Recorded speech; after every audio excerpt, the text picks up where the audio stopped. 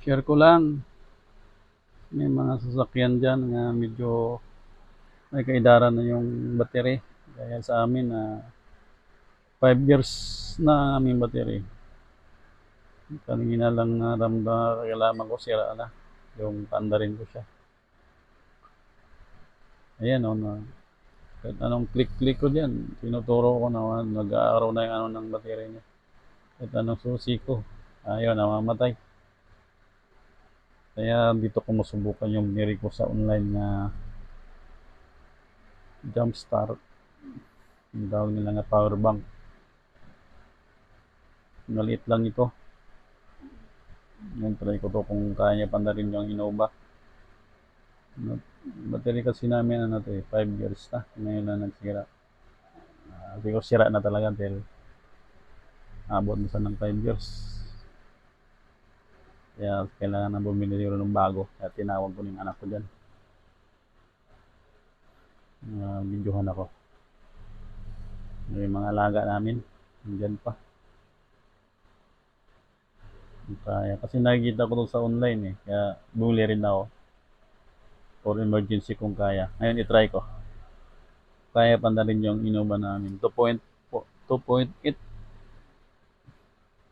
Ito na. Yung power bank. Try ko to. Dali lang magkabit. Nanood-nood lang din ako sa mga kung paano magkabit.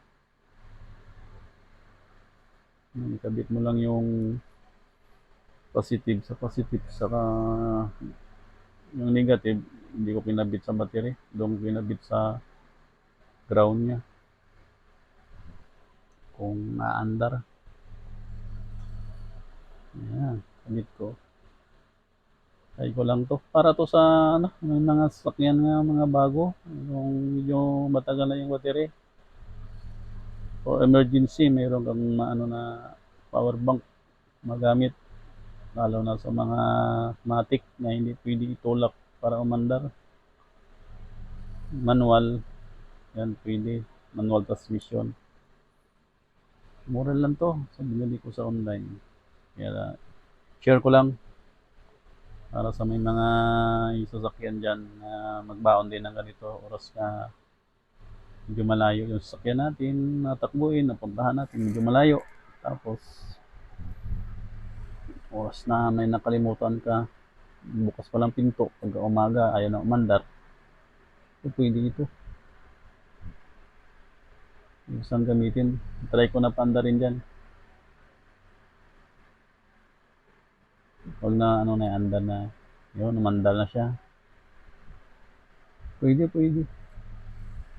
Share ko lang, yan, gumalaw na yung makina. For emergency, lalo pag medyo mahirap mag-contact sa mga mag-deliver ng battery. Ito pwede to.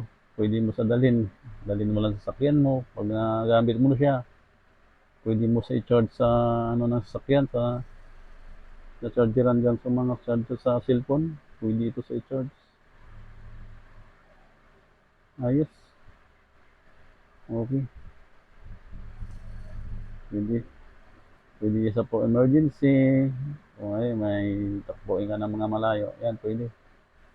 Kaya sa may mga dyan, pwede bumili kayo. Online lang yan. Mayroon ako nakita yan sa Shopee sa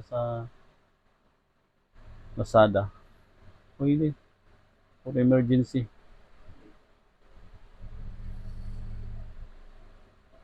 Yeah, share ko lang para naman para sa atin yung mga sasakyan. Mahirap kasi pag malubat yung battery natin sa gitna ng traffic. Tapos, alam mo naman, mahirap pag hinto sa gitna. Matutuwing tayo, mahal. Ayan, pwede yan. Sandali, kabit mo lang agad. Andar awit. Pwede. Share lang. Share ko lang sa patunayan ko nga pwede gamitin yung power bank sa sasakyan. Andar na siya. Ayan. Ayun lang kaso pag nalubat pala yung battery, nagbabago rin yung oras ng sasakyan sa orasan niya. Kaya ni-reset ko na rin siya. So, share lang para sa may mga sasakyan. Bili kayo ng ganyan mga paps. Mura lang yan. Ingat kayo. God bless you.